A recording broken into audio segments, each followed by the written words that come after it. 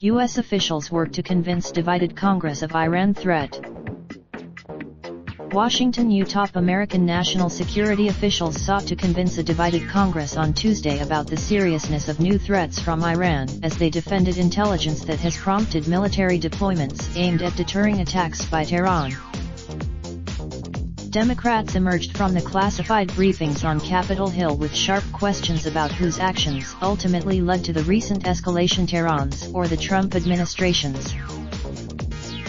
Late last week, Iran had stationed on small boats in its territorial waters, a step American officials said was a sign that Iran was seeking to ease tensions. On Tuesday, recent intelligence has indicated that Iran was considering such attacks in response to tough American sanctions against Iran's oil sector and the administration's decision to a terrorist organization, according to two officials who spoke on condition of anonymity because they were not authorized to discuss the analysis publicly. Are they reacting to us, or are we doing these things in reaction to them? That is a major question. The most immediate concern is the danger of miscalculation, Mr. King said. What we view as we have deterred attacks based on our reposting of assets, deterred attacks against American forces, Mr. Shanahan said after briefing lawmakers. Our biggest focus. The meetings did not include John R. Bolton, the national security advisor, who is the fiercest Iran hawk in President Trump's administration. But lawmakers said General Joseph F. Dunn. In a radio interview, Mr. Pompeo said that the United States had not determined who was responsible for sabotage attacks last week on oil tankers in the Middle East, but that it seems like it's quite possible that Iran was behind them. He also defended the administration's steps against Iran and said the United States would continue to work to deter Iran from misbehavior in the region. We've made clear that we will not allow Iran to hide behind its proxy forces, but that if American interests are attacked, whether by Iran directly or through its proxy forces, we will respond in an appropriate way against Iran, Mr. Pompeo told Hugh Hewitt, a conservative radio host. Like many things in Washington, reactions to the administration's handling of the tensions with Iran have fallen along a sharp partisan divide. Senator Lindsey Graham, Republican of South Carolina, told reporters that the briefing made clear that this was an escalation of the threat stream we have not seen before.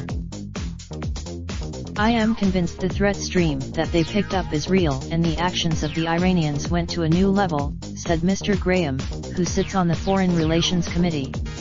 This is a defining. Senator Marco Rubio, Republican of Florida, who sits on both the Intelligence and Foreign Relations Committees, praised the administration for sending a strong deterrent message in the face of what he described as consistent, credible threats of imminent action. It's a very simple equation. If Iran doesn't, Democrats, who viewed the same intelligence reports, came away with a far more skeptical view and suggested that Iran has been pushed into its recent moves. I believe there is a certain level of escalation of both sides that could become a self-fulfilling prophecy, said Representative Ruben Gallego, Democrat of Arizona.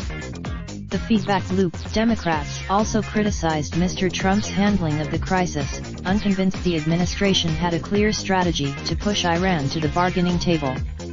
They raised questions. It's clear to me after this briefing that the administration's approach to Iran is not working, said Senator Christopher S. Murphy, Democrat of Connecticut, adding that the American pressure campaign has pushed Iran further away from the negotiating table.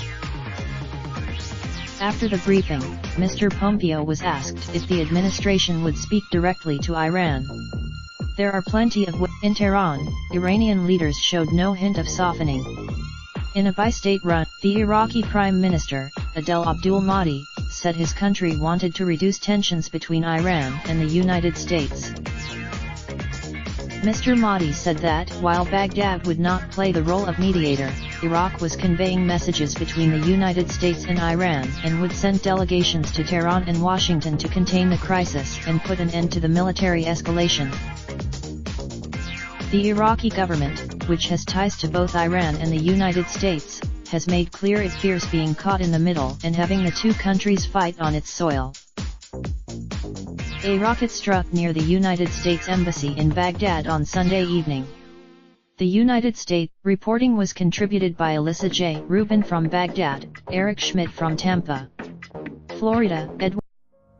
Raindrops, drop top, top smoking, no cooking the hot pot. Fucking on your bitch, yeah, that.